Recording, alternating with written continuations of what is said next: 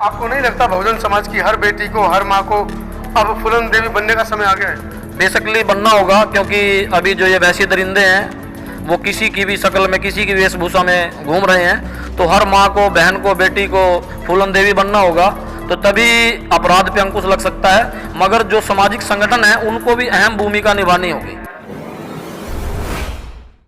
जिस तरह से वर्तमान सरकार में लगातार बहुजनों की हकदेखी हो रही है, शोषित पीड़ित समाज के साथ दिन प्रतिदिन अत्याचार बढ़ रहे हैं, कोई सीमा बची नहीं है। अभी आप देखिए सिंधु बॉर्डर पर किस तरह से एक गरीब मजदूर को मारकर पहले तो आधा एक घंटा उसका हाथ काटकर उल्टा टांगा गया मंच पर, उसके बाद उसकी लाश को पुलिस बैरिकेड पर टांग दिया गया। दिन दहाड़े इतनी बड़ी घटना देश में घट जाती है और मीडिया मुंह में दही जमा कर बैठी है। मेरे साथ इस मुद्दे पर बात करने के लिए राजेंद्र मान जी इस समय मौजूद हैं। भीम सेना के राष्ट्रीय अध्यक्ष हैं। भीम सेना लगातार कई वर्षों से, वर्ष कहूँ का पिछले कई दशकों से समाज के उत्थान और उसकी दशा दिशा को तय करने में काम कर रही है। मान साहब, किस तरह से इस पूरे मामले को देखते हैं, खासकर इस मामले के बाद बहुजन समाज के तमाम संगठनों ने जो किसान आंदोलन को अपना समर्थन दिया था उससे वो अपना हाथ खींचते नजर आ रहे हैं? सबसे पहले तो सभी साथियों को जय भीम। जो ये मामला है आप देख रहे हो, पहले भी इन्होंने ऐसा ही एक घिनौना काम किया था, जो लाल किले पे भारतीय ध्वज का अपमान हुआ था, और उसमें जो राकेश टिकैत जी के आंसुओं के बल पर ही आंदोलन दोबारा खड़ा हुआ था।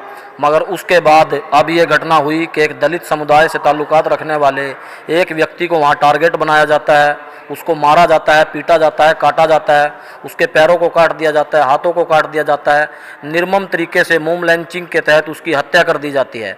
तो इस समय पूरे भारत देश के अंदर और बहुजन समाज के अंदर बहुत बड़ा रोष का माहौल है, और हमारे समाज पर निरंतर ही अत्याचार हो रहा है, वो आप देख भी रहे हो।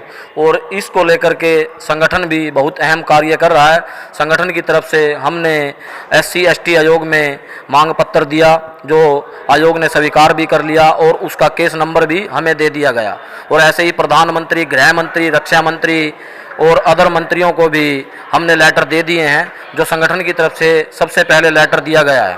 और वैसे ही जो ये घटना हुई है, अब इस घटना को छोटी घटना ना समझे, अब हर काम को मिलजुल करके करना होगा। सभी दलित, SC ST माइनॉरिटी को इकट्ठा होकर के करना होगा, क्योंकि ना हम किसी से डरते हैं, ना हम किसी को डराते हैं। अब समाज का मामला है, तो समाज के ही आवाज़ को उठाने के लिए भीम सेना का निर्माण किया गया है।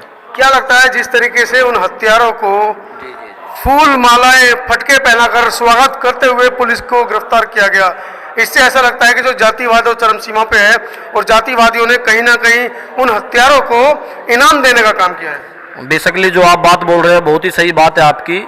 यही कार्य हुआ है कि अपराधियों को आगे बढ़ाया जा रहा है, अपराधियों का स्वागत किया जा रहा है। अपराधियों का स्वागत मालाओं से नहीं, अपराधियों का स्वागत जूतों से होना चाहिए। मगर यहाँ पे एक समाज की आवाज़ को दबा दिया गया है, और इस आवाज़ को हम बुलंद करेंगे, और ना हम डरेंगे ना डराएंगे। अब खून का बदला खून से लेंगे, और इज्जत का बदला इज्जत से लिया जाएगा। लगातार आप समर्थन करते आ रहे हैं किसान आंदोलन का। मैंने आपको किसानों के मंच पे भी देखा है, आपने अपनी बात भी किसानों के मंच से रखी है। अब क्या स्टैंड रहेगा भीम सेना का? क्या किसानों को जो समर्थन चल रहा था भीम सेना का, वो वापस होगा? भीम सेना पहले ही अपना समर्थन वापस ले चुकी है, जो हमने लिखित में प्रधानमंत्री कार्यालय में लेटर भी दे दिया था। रजिस्टर्ड संगठन होने के नाते हमने इसको समर्थन किया, और 6 महीने से इस आंदोलन से हमारी टीम जुड़ी हुई थी और सिंधु बॉर्डर पर कार्य भी कर रही थी, जो आपने देखा भी है। इस आंदोलन को अब भीम सेना का कोई भी समर्थन नहीं है, क्योंकि यह आंदोलन अब जाति तौर पर कहूँ या जमींदारा तौर पे कहूँ, जो अभी ये आंदोलन किसानों का नहीं है, ये जमींदारों का आंदोलन है।